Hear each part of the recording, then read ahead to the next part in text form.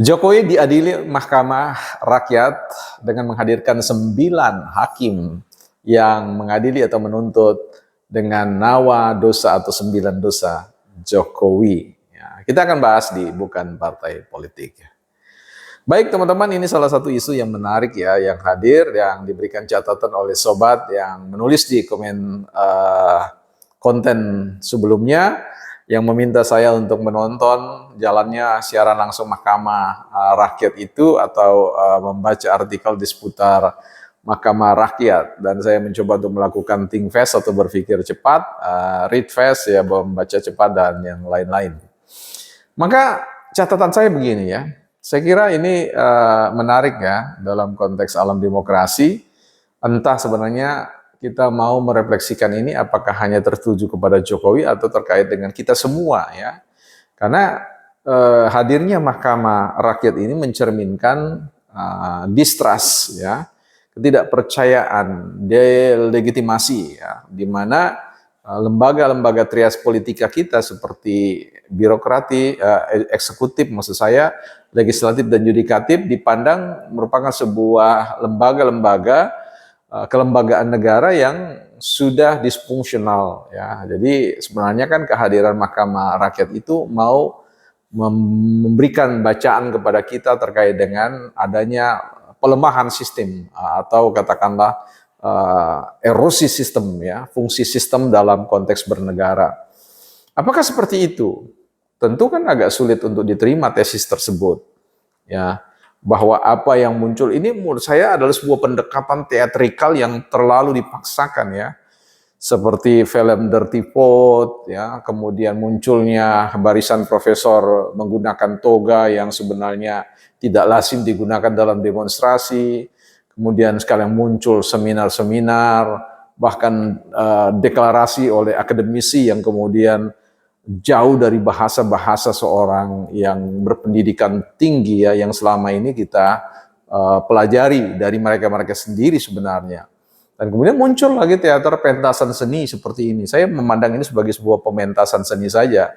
Ya, saya sedang membayangkan diri saya dulu yang masih aktif di teater, berguru di 3 provinsi bersama dengan guru-guru teater saya, dan kemudian menghadirkan diri saya sebagai seorang penulis naskah teater, dan kemudian menyutradari sekaligus menjadi aktor di dalamnya.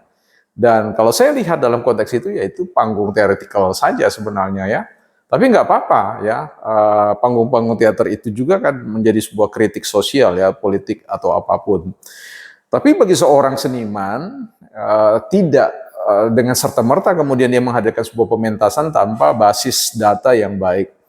Kalau dikatakan bahwa 9 dosa ya, kalau kita tanyakan kepada rakyat biasa bagaimana tentang pandangan mereka terkait dengan persoalan Mahkamah Rakyat ini, tentu mereka punya jawaban yang sederhana, bahwa ya mereka tidak pernah merasa diwakili oleh Mahkamah Rakyat itu. Ya, Mahkamah Rakyat maksud saya.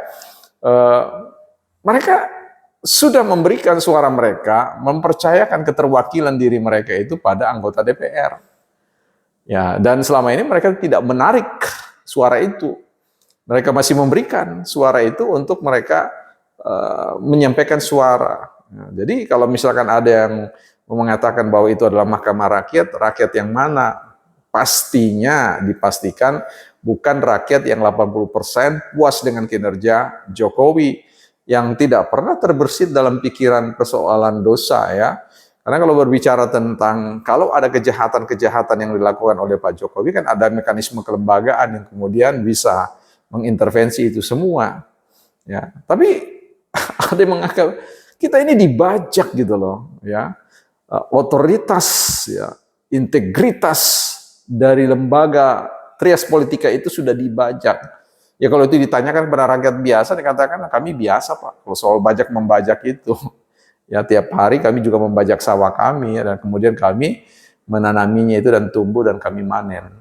Dan Jokowi sudah membajak hati kami, membajak pikiran kami, tetapi dia menyemaikan benih-benih yang kemudian menumbuhkan sesuatu yang kemudian kami bisa nikmati. Persoalan integritas, kalau ditanyakan kepada kami rakyat biasa soal integritas, idealitas, loyalitas dan sebagainya, kami tidak tahu. Sebagai rakyat biasa, kami hanya bilang, kami hanya tahu isi tas. Tidak pakai tas-tas yang lain, tapi isi tas saja.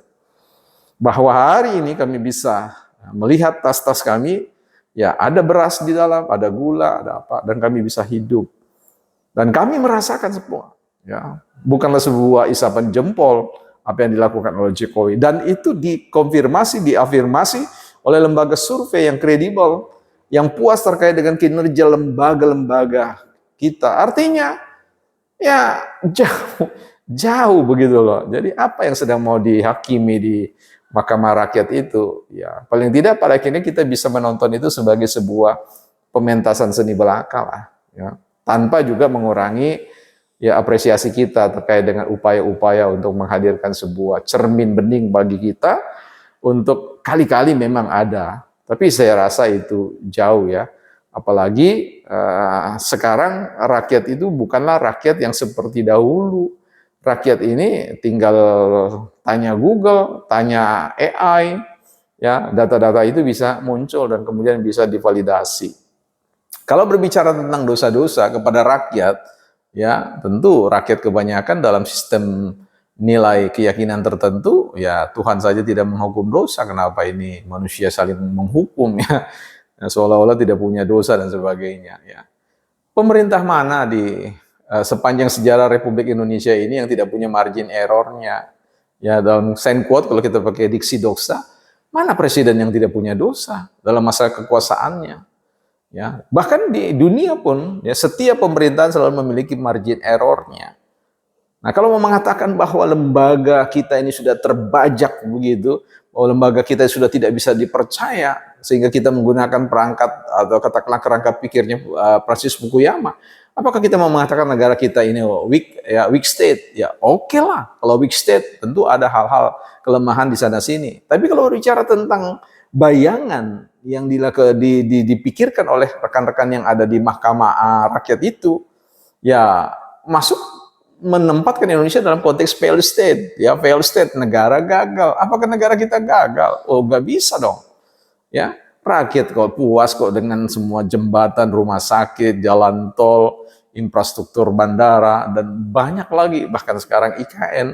Bagaimana mungkin kita mau mengatakan bahwa itu adalah dosa-dosa dari Jokowi? Yang benar aja dong gitu lah. Jadi kalau kita bicara tentang, nggak usah lah terlalu bernalar akademik ya. Ya, sekarang kalau siapa yang menjadi sebuah rujukan? Apakah 9 hakim itu? Ya. Hakim di Indonesia ini ada jutaan gitu ya, mungkin ya jutaan ya, beserta dengan aparat-aparatnya lah, pengacara dan sebagainya. Ya silakan mereka pakai mekanisme itu. Dan mekanisme itu kan sudah dipakai, baik dalam Mahkamah Konstitusi, dalam peradilan-peradilan yang lain, terbukti bahwa apa yang dipikirkan itu tidak terbukti. Jadi saya tidak tahu ini seri berikutnya dari yang kita sebut sebagai dirty vote itu. Ya, ini dirty apa lagi nih, Mahkamah Rakyat. Yang jelas rakyat mayoritas tidak pernah terwakili dengan mahkamah itu. Bukan partai politik.